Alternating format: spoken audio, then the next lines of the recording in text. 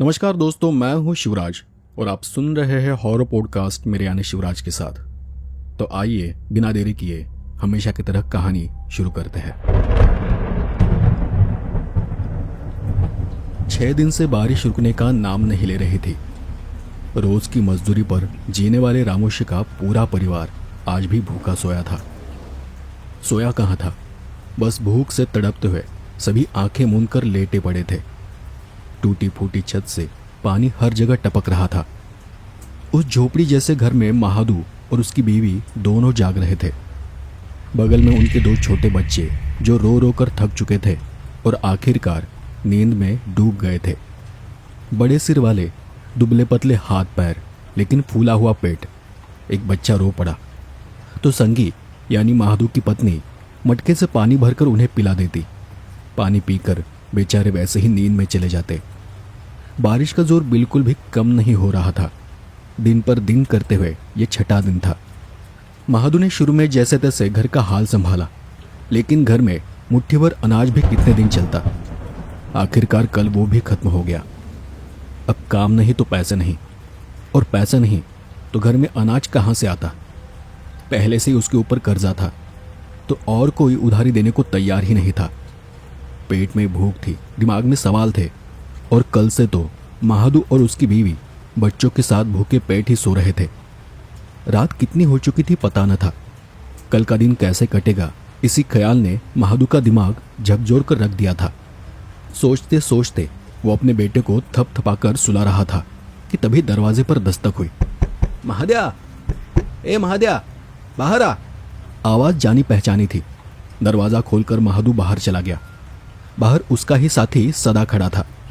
अरे साहूकार की गढ़ी की दीवार गिर पड़ी है, साहूकार ने हमें बुलाया है, चल जल्दी। गढ़ी यानी पुराना वाड़ा या बड़ी हवेली, पत्थरों का बना हुआ, जैसे कोई छोटा किला हो। इतनी रात इतनी तेज बारिश में काम पर जाने से महादू इनकार कर देता, लेकिन साहूकार का बुलावा टालना मुमकिन नहीं था। ऊपर से मन में ये आस थी कि अगर काम किया तो शायद बदले में सूखी रोटियां मिल जाएंगी। और इसी उम्मीद में महादू ने पास की दीवार पर टंगी एक बोरी सिर पर रखी, हाथ में टिमटिमाता लालटेन उठाया, दरवाजे के पास रखा फावड़ा भी उठा लिया और फिर सदा के साथ घड़ी की ओर चल पड़ा। रात गहरी थी, हर तरफ गहरा अंधेरा फैला हुआ था। कीड़ों और मेंढकों की आवाजें उस गहरे माहौल में गूंज रही थी। ऊपर से गिरती बारिश की बूंदें किसी सजा से कम नहीं लग रही थी। ठंडी हवा बह रही थी, बारिश तेज गिर रही थी, लेकिन पेट की आग उसे बुझा नहीं पा रही थी। गांव में साहूकार की घड़ी हमेशा चर्चा का विषय रहा था। लोग रात को आग के पास बैठकर उसी के किस्से सुनाया करते थे। किसी ने कहा था कि वहां से आज भी साहूकार की आवाज सुनाई देती है, तो किसी ने आग की मशालें दौड़ती देखी थी। कुछ लोगों का दावा था कि उन्होंने खुद साहूकार की पुकार सुनी है, वो उन्हें बुलाता है, लेकिन घड़ी की सच्चाई कोई नहीं जानता। गांव में मान्यता थी कि साहूकार के मरने के बाद भी वो उसी घड़ी में है। उसने किए जुल्म आज भी लोगों की याद में जिंदा है। कोई कहता है कि ये सब मनगढ़ंत बातें हैं, तो कोई मानता कि ये सब सच है। लेकिन एक बात सबको पता थी, साहूकार का बेटा विकास कभी उस घड़ी के पास नहीं जाता था। कहते हैं घड़ी के आंगन में तुलसी का चौरा, उसके सामने बरामदा, एक झूला और भारी लकड़ी का बना एक बंद दरवाजा हुआ करता था। साहूकार जिंदा था तब भी वो दरवाजा हमेशा बंद रहता था, और उसकी मौत के बाद भी। किसी को पता नहीं चला कि साहूकार कैसे मरा। कई लोग बस बातें किया करते थे कि उसे लोगों का श्राप लगा था, लेकिन सच्चाई किसी को पता नहीं थी। साहूकार की मौत के बाद उसका बेटा विकास शहर से आया था और उसी की छोड़ी हुई जायदाद पर गुजारा करने लगा। उसने गढ़ी के बगल में ही अपने लिए एक नया सीमेंट का बंगला बनवा लिया और फिर वो वहीं रहने लगा। लेकिन गढ़ी वो जर्जर हालत में आज भी अपनी जगह पर खड़ी है। कभी शानो शौकत से घरा वो घर अब फटे हाल होकर सन्नाटे में डूबा हुआ था। बारिश के बीच तेजी से चलते चलते महादू और सदा गढ़ी तक आ पहुंचे। सामने गढ़ी और पास ही विकास का बंगला, जिसकी खिड़की से धुंधली रोशनी बाहर आ रही थी।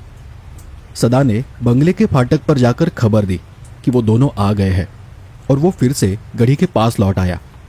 गढ़ी की 8 फुट ऊंची पत्थर की दीवार गिरकर बिखर चुकी थी, लेकिन अंदर के लकड़ी के मजबूत दरवाजे अब भी जमे हुए खड़े थे। उन्होंने सबसे पहले रास्ते का मलबा हटाया, फिर लालटेन की रोशनी में पत्थर खिसकाने लगे। वक्त का पता नहीं, लेकिन रात का करीब 1 बज रहा था। बारिश अब भी टपक रही थी। सदा ने कुदाल का जोरदार घाव पत्थर पर मारा। घाव इतना जोरदार था कि उसका टुकड़ा टूटकर सीधा उसके माथे पर आ लगा। तुरंत गरम गरम खून आंखों में भर आया। वो दर्द से कराहते हुए नीचे बैठ गया। महादू ने मिट्टी से भरी टोकरी पटक दी और दौड़कर उसके पास पहुंचा। सिर से कपड़ा निकालकर उसने कसकर सदा की चोट पर बांध दिया। क्या रे, जरा ध्यान नहीं दे सकता? तेरा सिर फट जाता तो? महादू गुस्से में बोला। इतने में उनके पीछे लकड़ी टूटने जैसी आवाज हुई, जैसे कोई गीली टहनी किसी के पांव के तले चटक गई हो। बारिश थम चुकी थी, लेकिन गाढ़े अंधेरे ने चारों तरफ अपना जाल बुन दिया था। लालटेन की पीली फीकी रोशनी से थोड़ी बहुत चीजें नजर आ रही थी, मगर ऐसा लग रहा था जैसे वो उजाला भी किसी अदृश्य ताकत ने निगल लिया हो। अचानक धड़ाम से लालटेन का शीशा टूट गया। अंधेरे की लहर उन पर टूट पड़ी। दोनों वही के वही सिहर कर खड़े रह गए। दोनों हाथ आगे कर टटोल रहे थे कि तभी कान में खुरूचने जैसी आवाज घुसी, जैसे कोई नुकीले नाखून से पत्थर पर धीरे धीरे कुछ लिख रहा हो। उनकी सांस थम गई। गांव में किले के बारे में सुनी हुई पुरानी बातें उन्हें याद आने लगी। उस गढ़ पर रात में मत ठहरना। अंदर के अंधेरे गलियारों में आधा इंसान आधा साया घूमता है। उसकी सांस भी सुनाई देती है। डर की वो लहर दिमाग से उठकर पूरे जिस्म में दौड़ गई।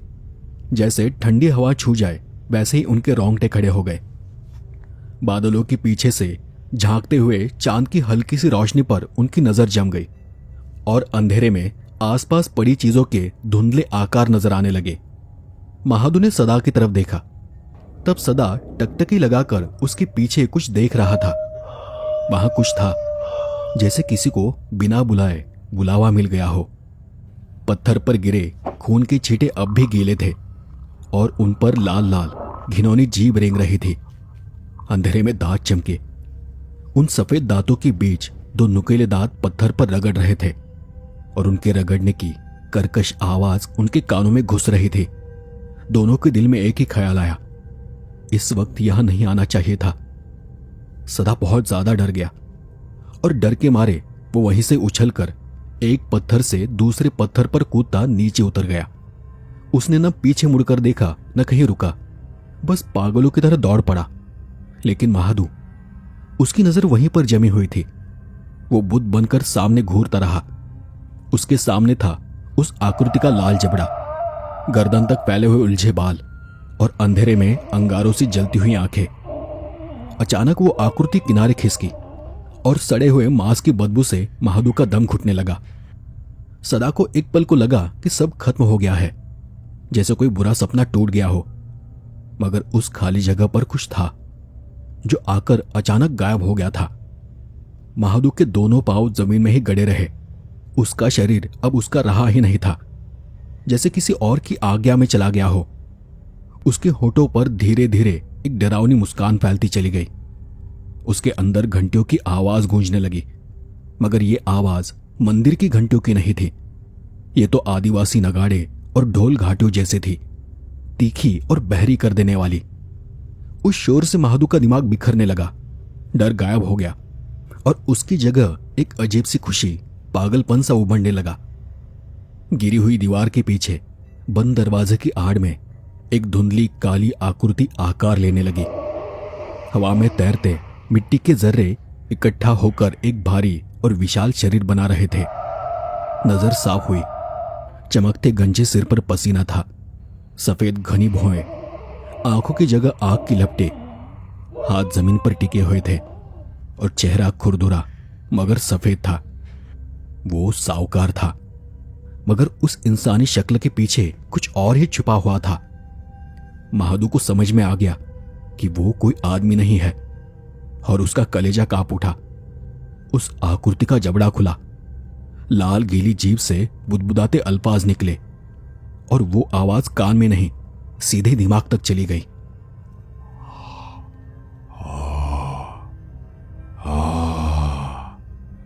इस मिट्टी के नीचे सोए लोग तुझे बुला रहे हैं। दरवाजा खोल, अंदर आ। महादू का बेजान शरीर अब आगे बढ़ा। उसमें जैसे शैतानी ताकत भर गई थी। सामने दरवाजे पर एक मोटा लाल धागा बंधा था। बीच में रखा नारियल हवा से हल्का हल्का कांप रहा था। बगल में ही कपड़े में लपटी हुई अजीब सी चीजें रखी हुई थी। शायद कभी काले टोने टोटके में इस्तेमाल हुई हो। और उस धागे से सड़े गले खून जैसी बदबू आ रही थी। महादू और आगे बढ़ा। उसका पांव नारियल पर पड़ा और वो पुराना नारियल फट से फूट गया। उसी पल अजीब गंध जैसा बदबूदार धुआं आसपास हवा में फैलता चला गया। उसने हाथ बढ़ाकर वो लाल धागा तोड़ दिया और तभी वो भारी दरवाजा जोर से अंदर की तरफ गिर पड़ा। उस आवाज से पूरी हवा कांप उठी और अब वो उस घर की सीमा में दाखिल हो चुका था। अंदर घना अंधेरा। वो आकृति हिली। जमीन पर टिके हाथ ऊपर उठे और एक उंगली से उसने इशारा किया। उठाओ उस चीज को और निकल जा यहां से। यह आवाज नहीं थी, जैसे कोई हुक्म था। महादू मलबे में आगे बढ़ा। दो पत्थरों के बीच एक धातु का बक्सा फंसा हुआ था। उसने उस बक्से को हाथ लगाया। कोहनियों से पत्थरों को धक्का दिया और वो टन भर पत्थर खिसक गए। अब उसके बेजान हाथ में वो चमकता बक्सा था। उसके बाद कितना वक्त बीत गया उसे पता ही नहीं चला। वो शायद घंटों यूं ही खड़ा था, आंखें फैलाए, नसें जमी हुई। काफी देर बाद हवा नम हुई। पत्थरों से पानी टपकने लगा। हर बूंद के साथ जमीन पर अदृश्य कदमों के निशान बनते जा रहे थे। मिट्टी चिपचिपी हो गई थी। अचानक उसके दिमाग में एक झटका सा लगा और महादू होश में आ गया। उसके हाथ अकड़े हुए थे, शरीर जम चुका था। हाथ में भारी बक्सा था और चारों ओर अंधेरा अब भी वैसा ही था, लेकिन हवा का दबाव थम चुका था। वो संभला और उसने चारों तरफ देखा। उसे समझ नहीं आया कि क्या हुआ है। उसके हाथ में सिर्फ एक बक्सा ही था। उसने जिज्ञासा में उसे खोला, बक्से का कुंडा हटाया और जैसे ही ढक्कन उठा, उसके चेहरे पर पीली रोशनी फैल गई। उसकी आंखें चौंधिया गई। अंदर बहुत कुछ था। हीरे, मोती, जवाहरात, सोने की माला, मंगलसूत्र, बेशुमार दौलत। महादू को यकीन नहीं हुआ कि वो इतना खजाना देख रहा है। उसके दिल में ख्याल आया, साला साहूकार तो बहुत ही अमीर निकला। लेकिन उसी पल उसे महसूस हुआ कि उस रोशनी के साथ आसपास फुसफुसाहट बढ़ती जा रही थी। कहीं से अदृश्य आवाजें कानों से लगकर कुछ कह रही थी, मगर वो सब उसकी समझ के बाहर था। शोर बढ़ने लगा, दिमाग भारी होने लगा। झुंझलाकर महादू ने झटके से बक्सा बंद कर दिया। बक्सा बंद होते ही वो आवाजें एकदम से थम गई। मन पर से बोझ उतर सा गया। उसने बक्से का कुंडा लगाया, बक्से को बोरी से बांधकर वहीं पर ढक दिया। अब उसके दिमाग में सवालों का तूफान था कि यह सब क्या था, यह क्यों हुआ और कैसे हुआ। लेकिन जवाब तलाशने का वक्त नहीं था। सीना धड़क रहा था, दिमाग में ढोल बज रहे थे और अब आगे क्या करना है, इसी आखिरी सवाल पर आकर वो रुक गया था। फिर भी उसने खुद को संभाला और धड़कते दिल पर काबू रखकर बंगले के गेट तक जा पहुंचा। जैसे ही एक नौकर ने उसे देखा, नौकर ने मालिक को खबर भेजी। मालिक, काम पूरा हो गया लगता है। लेकिन मालिक अब सपनों के दलदल में डूबा हुआ था। वो बहुत गहरी नींद में था। मगर महादू की आवाज सुनते ही बगल में पहरा देने वाला रामोशी जाग गया। वो उठा और गले से खरखराती भारी आवाज निकालते हुए गाली बकते हुए चिल्लाया, कौन भौंक रहा है अभी इतनी रात में? महादू झुकते हुए सिर नीचे करके विनम्रता से बोला, मैं महादू हूं, काम हो गया है, मिट्टी हटा दी है, रोटी लेने आया हूं। रामोशी का खुरदरा स्वर और भी डरावना हो गया। हाँ, वो गठरी उठा और निकल जा इधर से। महादू ने गठरी उठाई और बिना रुके आगे बढ़ गया। उसने बाईं तरफ का वो सुनसान हिस्सा पकड़ा।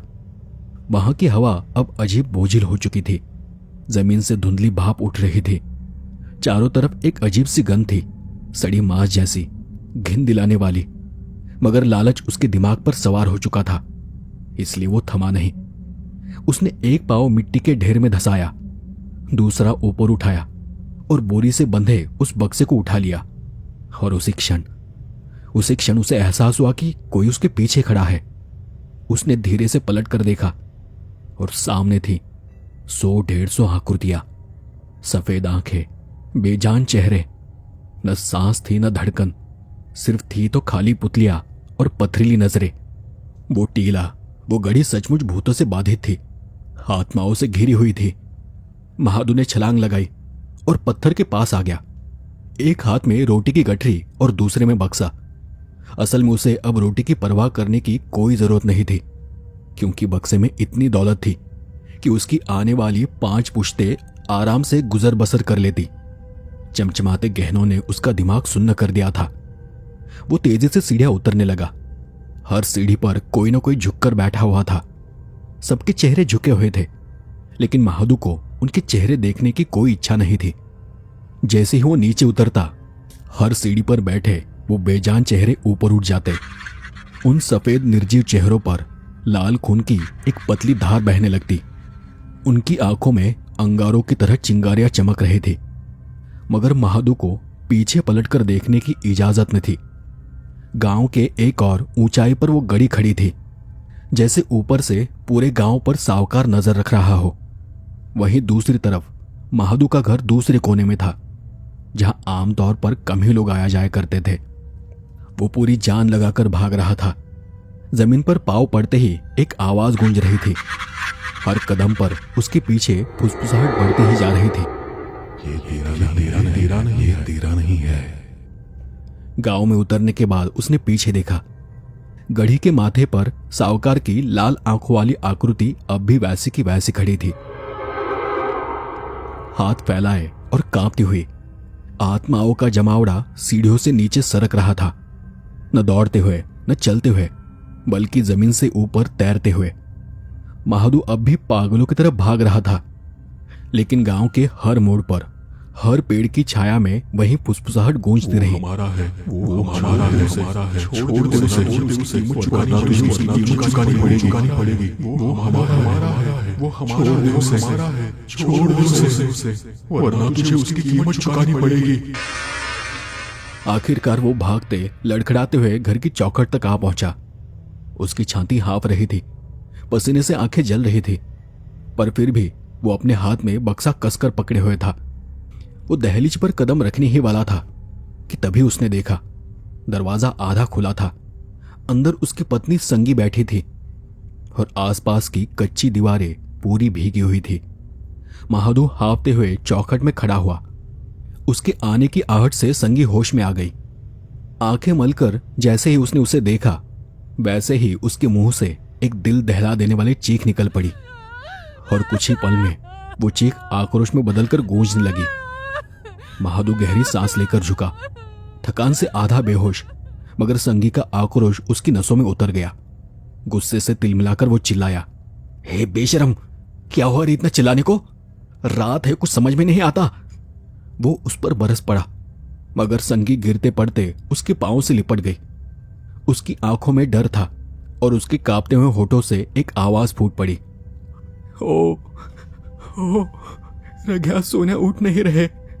मैंने कितनी बार पुकारा, लेकिन हिले भी नहीं। आओ जरा देखो ना, क्या हुआ है उन्हें। आओ देखो ना उन्हें। वो जोर जोर से रोने लगी। उसका शोर बढ़ता ही चला गया। आंगन के कुत्ते गुर्राने लगे, लेकिन महादू के दिमाग में एक ही बात थी कि उसके हाथ का वो बोरा और उसके नीचे छुपा हुआ वो बक्सा, वो किसी को दिखना नहीं चाहिए। संगी के शोर से आस पड़ोस के लोग जाग गए तो उन्हें सब पता चल जाएगा, और महादू यह बर्दाश्त नहीं कर सकता था। महादू की आंखें लाल हो गई। उसने उसे चुप कराने की कोशिश की। उसने बार बार उसे चुप रहने को कहा, लेकिन संगी रोती ही रही। अरे बस कर, चुप हो जा पागल। मगर उसकी चीखें थमती ही नहीं थी, और उस पल वो पूरा पागल हो गया। गुस्से में उसने वही भारी बक्सा उठाकर संगी पर दे मारा। पल भर में उसका कांपता जिस्म रुक गया, बाहें ढीली हो गई, आंखें उलट गई। होंठ खुले थे मगर आवाज गायब थी। उसके मुंह से पतली खून की धार जमीन पर बहने लगी संगीत जमीन पर निढाल होकर गिर पड़ी और अब उसकी चीख खामोश हो गई थी। मगर महादू को इस बात से कोई फर्क नहीं पड़ा।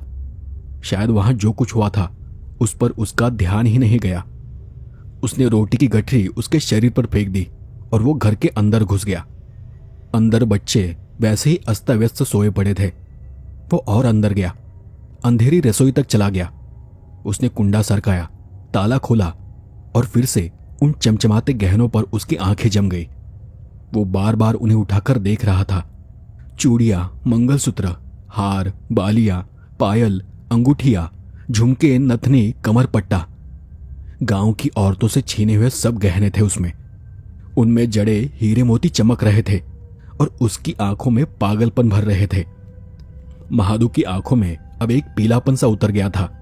उसके चेहरे पर एक अजीब सी हंसी थी, मगर उसमें इंसानी हंसी जैसी कोई बात नहीं थी। वो एक शैतानी हंसी थी। काफी देर तक वो बेहोश सा गहने को हाथ में लेकर देखता रहा। उसकी उंगलियों के नाखूनों के नीचे सूखे खून सा काला मैल चिपका हुआ था, मगर उसे इसका एहसास भी नहीं था। मुर्गी की बांग से वो होश में आ गया। उसने बक्सा फिर से बंद कर लिया। वो उठ खड़ा हुआ, लेकिन उसकी नजर सामने वाले कमरे पर गई। बच्चे अब भी रजाई में पड़े थे, मगर अब उनकी सांसों की आवाज नहीं आ रही थी। महादू एक पल को जड़ हो गया। दरवाजे के पास पड़ी संगी के चेहरे से बहती खून की लकीर बच्चों की रजाई तक जा चुकी थी, मगर महादू किसी और ही नशे में था। वो जल्दी से चूल्हे के पास चला गया। जंग लगे कील पर टंगी उलथनी को लेकर वो मिट्टी को खोदने लगा। धोती की फटी हुई चिंधी में बक्सा लपेटकर उसने उसे धीरे से जमीन में गाड़ दिया। ऊपर से मिट्टी समतल की। हाथ पैर से दबाकर उस जगह को फिर से पहले जैसा कर दिया और फिर उसी खजाने पर बैठकर लंबी सांसें लेते हुए वो आखिरकार जमीन पर लेट गया। देखते ही देखते सुबह हुई। मूसलाधार बारिश को थोड़ी राहत मिली थी। हवा में भारी नमी थी। सड़कें भीगी हुई थी। छोटे छोटे गड्ढों में पानी भरा था। गांव के चारों ओर बहता नाला तेज आवाज करते हुए बह रहा था। गांव में बड़े बूढ़े नहा धोकर हाथ में छतरी लेकर मंदिर में पूजा के लिए जा रहे थे। मंदिर में खड़े लोग घंटा बजा रहे थे। गांव में चहल पहल थी, मगर हर किसी की नजर आज अनजाने में ही सही ऊपर उस गढ़ी की तरफ जा रही थी।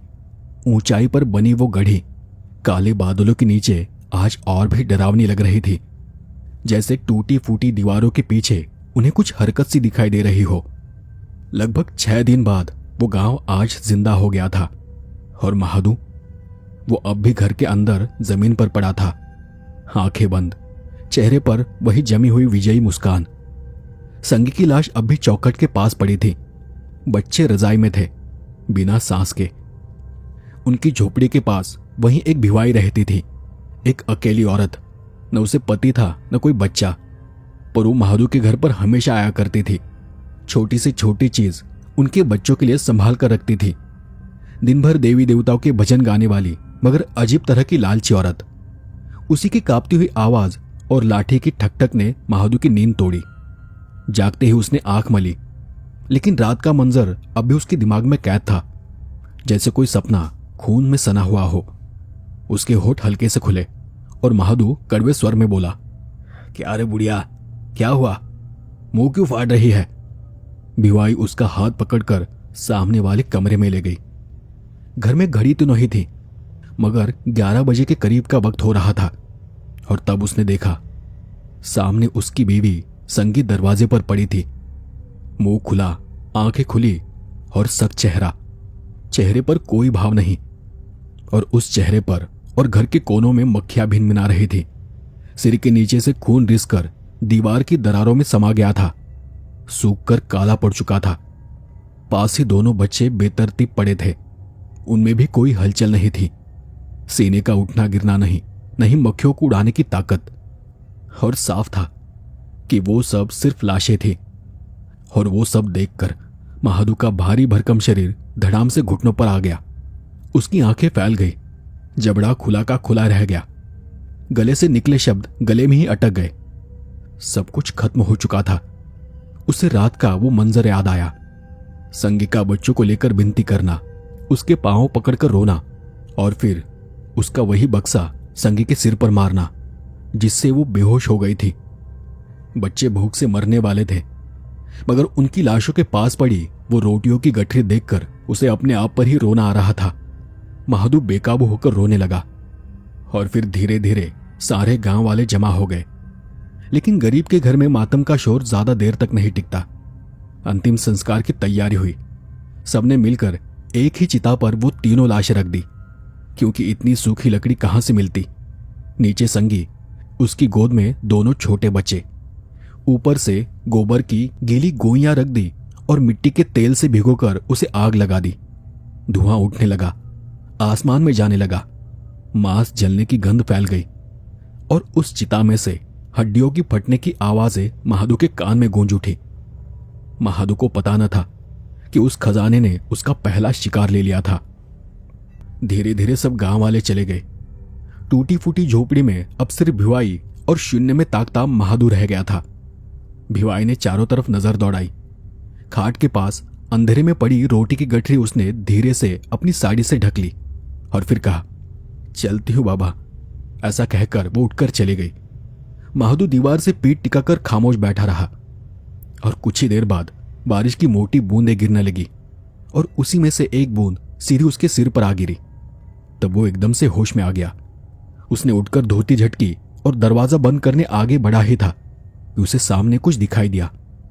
काले बादलों और बारिश की धुंध से आंखें धुंधली हो रही थी, मगर साफ था कि सामने वहां एक औरत खड़ी थी, लाल साड़ी पहने। उसकी कान की लौ से खून टपक रहा था। गले के पास खून जम चुका था। चेहरा पीला, आंखों की जगह खाली गड्ढे और काले होंठ। और फिर उसके होंठ हिलने लगे। गले से खरखराती आवाज निकली, मुझे अंदर बुला, मेरा मंगलसूत्र मुझे लौटा दे, मुझे मुक्ति दे। महादू के पांव अपने आप पीछे हटने लगे। वो ठोकर खाकर नीचे गिर पड़ा। दरवाजे पर अब एक बुढ़िया खड़ी थी। दोनों हाथों से खून टपक रहा था और उसी आवाज में उसका कांपता स्वर मिल गया, मुझे अंदर बुला, मेरी जायदाद मुझे लौटा दे, मुझे मुक्ति दे, मुझे मुक्ति दे। आसपास आवाजें बढ़ने लगी। उन दो आकृतियों के पीछे और भी कई साए उभरने लगे। सब एक एक कर दरवाजे पर आकर खड़े हो गए। बारिश में धुंधले से लेकिन धीरे धीरे साफ होते हुए। किसी की गर्दन में फांसी का फंदा था, किसी के पेट में छुरा घुसा था, किसी का चेहरा जलकर काला पड़ा हुआ था तो किसी का गला कटा हुआ था। सब तरफ खून ही खून दिखाई पड़ रहा था और उनकी आंखें, उन सब की आंखें आग की तरह लाल लाल जल रही थी। वो पूरा माहौल बोझिल हो गया था। हवा में जले हुए मांस की सड़ी गली बदबू इतनी तेज हो गई थी कि सांस लेना मुश्किल हो रहा था। वो आवाजें इंसानी कानों की हद से बाहर की थी। अब उन्हें बर्दाश्त करना मुमकिन नहीं था। बरसात में खड़ी वो परछाइयां उस घर को घेर कर खड़ी थी। बाहर भागना तो बिल्कुल नामुमकिन था। उसने चारों तरफ नजर दौड़ाई। छत की दरारों से अजीब अजीब शक्लें झांक रही थी। कहीं लाल सुर्ख आंखें, कहीं बेजान हिलते हुए होठ, तो कहीं उसके गले को पकड़ने के लिए आगे बढ़ते हाथ। आसपास की बदबू हर पल और गहरी हो रही थी। उसने लंबी लंबे सांसें ली, धोती से नाक ढक लिया, कानों पर हाथ रखे, लेकिन सब बेकार था। बड़ी हिम्मत करके उसने धीरे धीरे सरकते हुए दरवाजे पर लात मारी। धड़ाम की आवाज आई और दरवाजा बंद हो गया। लेकिन बाहर से फिर भी वही बेजान आवाजें आती रही, मुझे अंदर बुलाओ, मुझे अंदर बुलाओ। अब उसमें किसी के सिसकने की आवाज और किसी के हुकूमत भरे स्वर भी थे। महादू को लगने लगा कि अब वो पागल हो जाएगा। घर में आने वाली हर रोशनी को उन्होंने रोक दिया था और अंदर सिर्फ घना अंधेरा था। और उसी अंधेरे में उसकी नजर को कुछ हिलता डुलता दिखाई दिया। किसी कोने में कोई इधर उधर घूम रहा था। उसका शरीर पसीने से भीग चुका था। फिर वही हलचल हुई। दो चमकती आंखें उसे इधर उधर जाती हुई दिखाई दी। महादू डरकर उठने ही वाला था कि तभी अंदर के कमरे से औरत के रोने की दिल दहला देने वाली आवाज उसके कानों पर पड़ी। वो आवाज इतनी अजीब, इतनी अचानक आई थी कि उसकी सारी इंद्रियां चौकन्नी हो गई। आवाज किसी औरत की थी या फिर उसकी पत्नी की। संगी? महादू ने झुककर अंदर झांका और वही अंधेरे में संगी बैठी थी, लेकिन उसका रूप बेहद डरावना था। उलझे बिखरे बाल, धसी हुई आंखें, काला पड़ा चेहरा, सूखी नाक, असामान्य बड़े काले होठ, चौड़ी ठुड्डी और साड़ी घुटनों तक खींची हुई। वो बदरूप आकृति महादू को घूर रही थी और उसके मुंह से अजीब डरावनी चीख निकल रही थी। पर इतना ही नहीं, वहीं पर जमीन पर रेंगते हुए दो छोटे छोटे बच्चे यहां वहां सरक रहे थे। वो कभी अचानक संगी के पैरों से लिपट जाते तो कभी अजीब हरकतें करने लगते। महादू अपने आप को समझाने लगा कि ये सब उसका वहम है, ये बस भ्रम है। लेकिन बाहर से आने वाली चीखें, नाक में चुभती बदबू, हवा में घुली ठंडक, सब कुछ यही जाहिर कर रहा था कि ये सब कुछ हकीकत में हो रहा है। और अब वो कुछ कर ही नहीं पा रहा था। अचानक धप की आवाज हुई और वही हुआ जिसका डर था। पीछे की मिट्टी चूने की दीवार बारिश से भरभरा कर गिर गई। उसका पूरा घर हिल उठा। काली काली परछाइयां अंदर घुस आई और महादू के पैरों को किसी गीली हड्डियों जैसी उंगलियों ने छू लिया। अब सोचने की ताकत उसके पास बची ही कहां थी। उसने चारों तरफ देखा और उसी पल आसमान में बिजली कौंध गई। मौका पाकर उसने बारिश की परतों के बीच दौड़ लगा दी।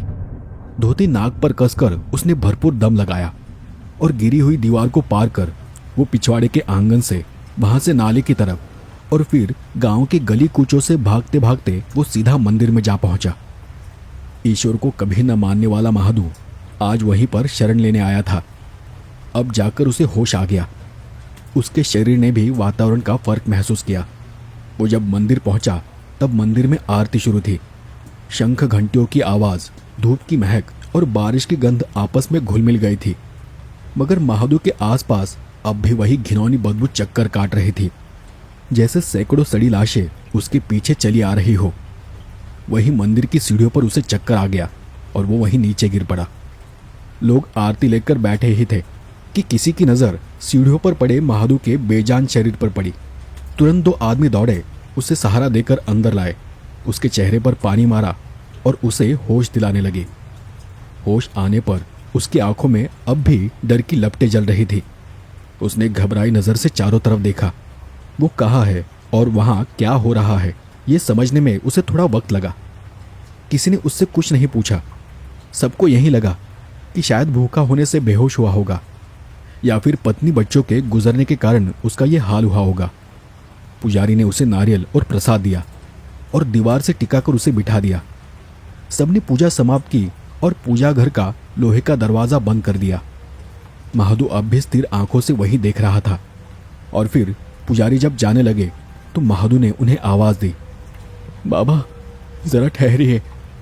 धोती और शॉल ओढ़े हुए, हाथ में थाल लिए पुजारी उसके पास आए और धीमी आवाज में बोले, क्या रे महादू, क्या हुआ? उनकी ममता भरी आवाज सुनकर महादू जैसे पिघल सा गया।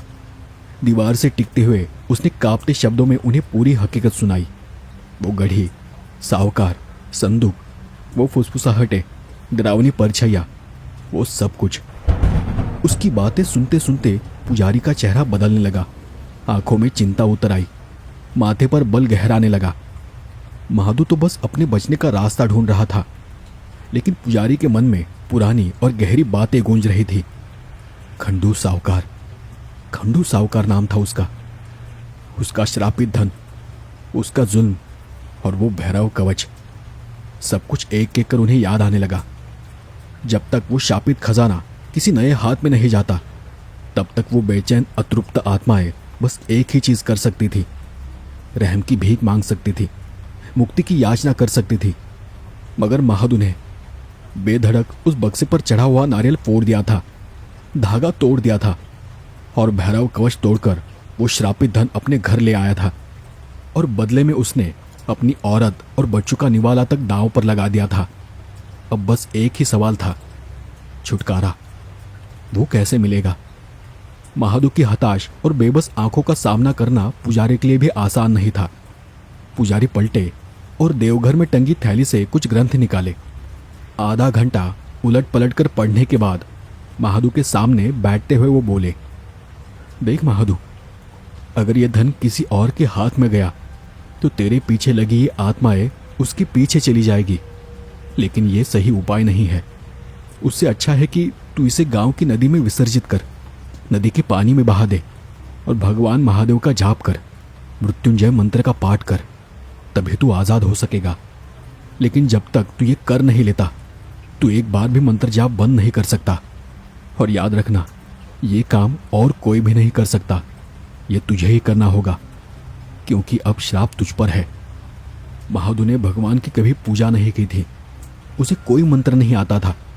लेकिन पुजारी जी ने महादू को महामृत्युंजय मंत्र रटाया।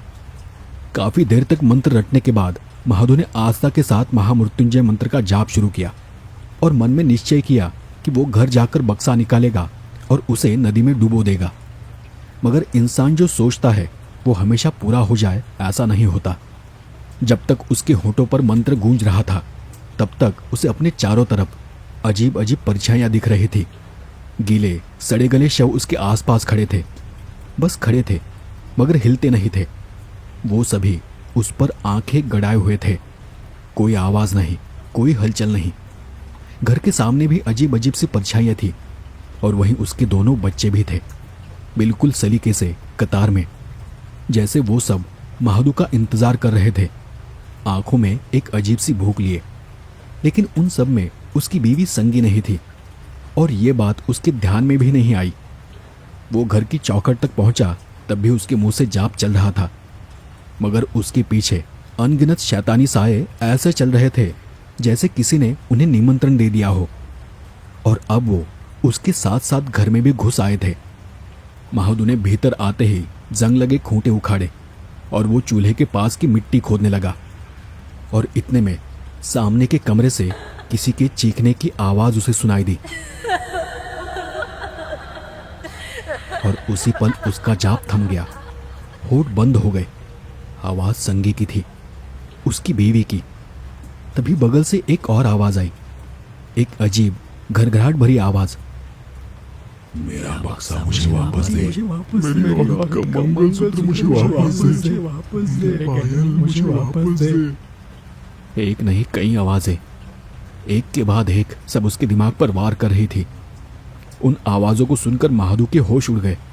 उसने फिर से महामृत्युंजय जाप शुरू करने की कोशिश की, मगर अब उसे वो मंत्र याद ही नहीं आ रहा था। दिमाग पर डर ने कब्जा जमा लिया था।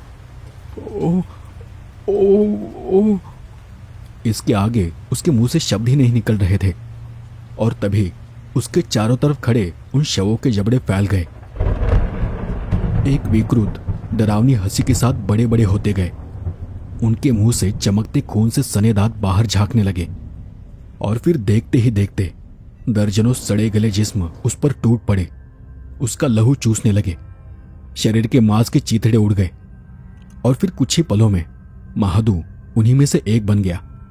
उसने अपनी लाश पर एक आखिरी बार नजर डाली और फिर चुपचाप एक कोने में जाकर खड़ा हो गया।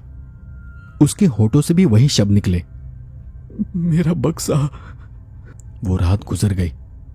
अगले दिन की सुबह हुई। सूरज की रोशनी धीरे धीरे पूरे गांव पर फैल गई और उसी दिन सुबह सदा गांव में पाटिल के घर काम मांगने निकला था। चलते चलते वो महादू के घर की ओर चला गया। दरवाजा आधा खुला था। दरवाजा खुला देखकर वो अंदर दाखिल हुआ। चूल्हे के पास एक सफेद फटा हुआ शव पड़ा था।